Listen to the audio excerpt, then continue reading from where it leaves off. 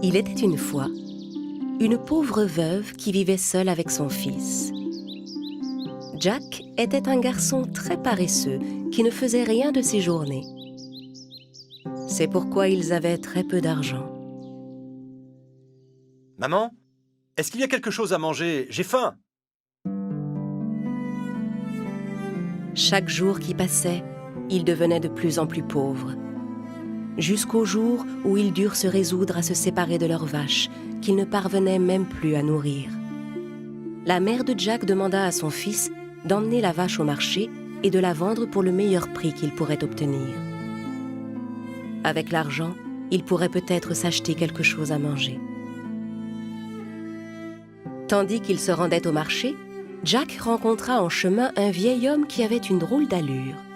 Le vieil homme examina la vache, puis se redressa vers Jack et lui dit « Mon garçon, si tu acceptes de me donner ta vache, je t'offrirai en retour quelque chose de très grande valeur. »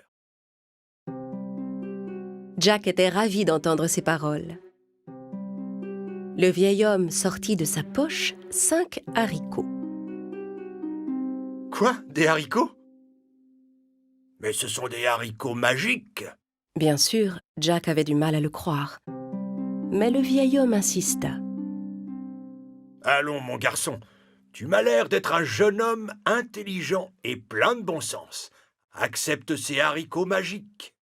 Tu ne le regretteras pas. » Jack finit par faire confiance au vieillard et lui donna sa vache en échange des haricots magiques.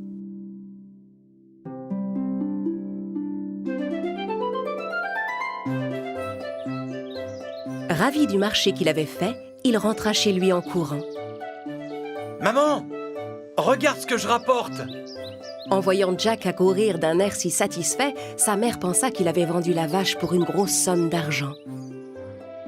Mais quand son fils lui montra les haricots magiques, la femme se mit en colère. Elle jeta les haricots dans le jardin et envoya Jack dans sa chambre.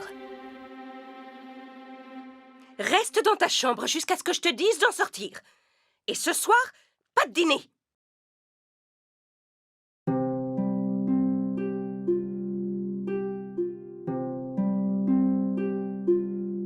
Le lendemain matin, quand Jack regarda par la fenêtre en se levant, il n'en crut pas ses yeux. Juste devant sa fenêtre, une immense tige poussait à toute vitesse. Ce n'était ni un arbre, ni une fleur géante, c'était une immense tige de haricots magiques. De sa fenêtre, Jack sauta sur la tige de haricots. Grimpant sur les feuilles comme sur les barreaux d'une échelle, il commença à escalader la tige géante. Au bout d'un moment, il arriva dans un étrange endroit où tout était plus grand qu'à l'ordinaire. Il emprunta un chemin bordé de fleurs qui menait à une immense maison. Arrivé devant la maison, Jack frappa à la porte. Une gigantesque femme vint lui ouvrir. Bonjour, vous n'auriez pas un petit quelque chose à manger? J'ai de la nourriture, mais tu dois filer avant que mon mari rentre. Parce qu'il adore dévorer les jeunes garçons dans ton genre. Bien sûr, Jack était un peu effrayé, mais il avait tellement faim qu'il entra.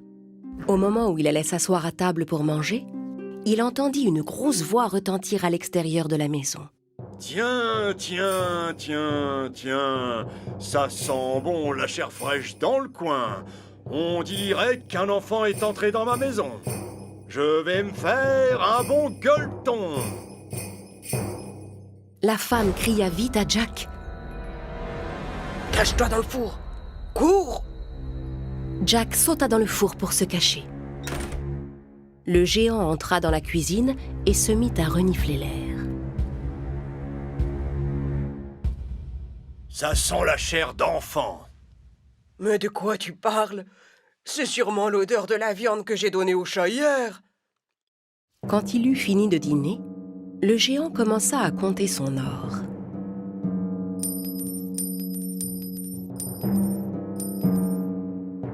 Mais au bout d'un moment, fatigué de compter sa fortune, il s'endormit sur sa chaise.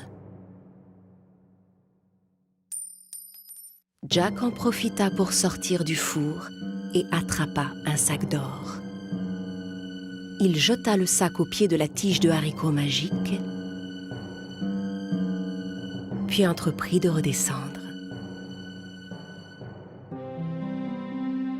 Arrivé au pied de la tige, il ramassa le sac d'or qu'il avait jeté et rentra vite chez lui. Quand la mère de Jack vit tout cet or, elle ne put retenir sa joie. Ils allaient enfin pouvoir vivre normalement et manger à leur faim. Mais au bout de quelques mois, tout l'argent fut dépensé et ils se retrouvèrent à nouveau sans rien. Jack n'avait pas le choix. Il remonta sur la tige de haricots magiques et retourna dans la maison des géants. Mais cette fois, la femme du géant se montra un peu méfiante. « La dernière fois que tu es venu, nous avons perdu un sac d'or. » Mais elle avait pitié du jeune garçon et le laissa entrer. Le géant ne tarda pas à rentrer chez lui. Tiens, tiens, tiens, tiens. Ça sent bon la chair fraîche dans le coin. On dirait qu'un enfant est entré dans ma maison. Je vais me faire un bon gueuleton. Quand il entendit la voix du géant, Jack courut à nouveau se cacher dans le four.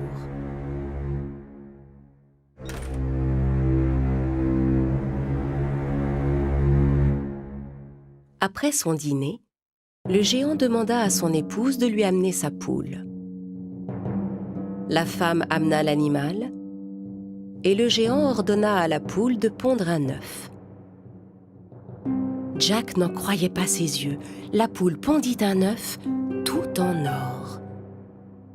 Quand le géant se retira pour aller se coucher, Jack sortit du four, s'empara de la poule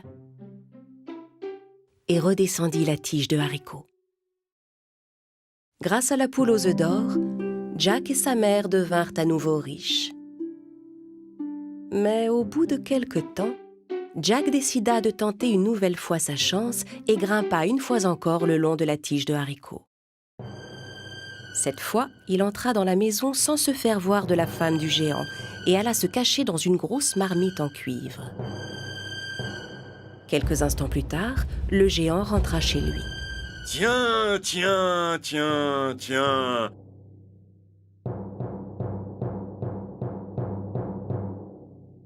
Ça sent bon la chair fraîche dans le coin. On dirait qu'un enfant est entré dans ma maison. Je vais me faire un bon gueuleton.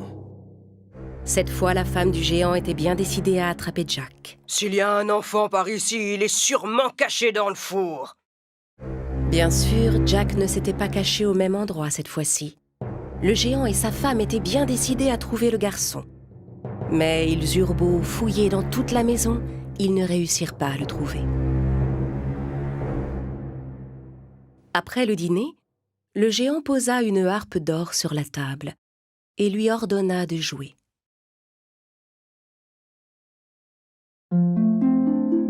La harpe enchantée se mit à jouer une berceuse et le géant s'endormit. À cet instant, Jack se dit qu'il voulait cette harpe plus que tout au monde.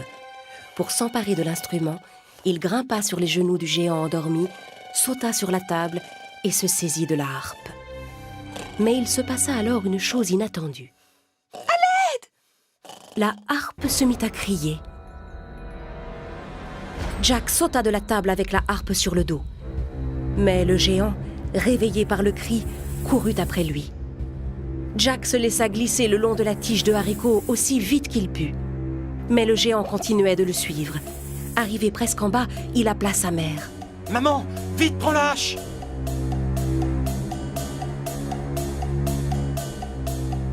Ensemble, ils commencèrent à frapper la tige avec leur hache de toute leur force.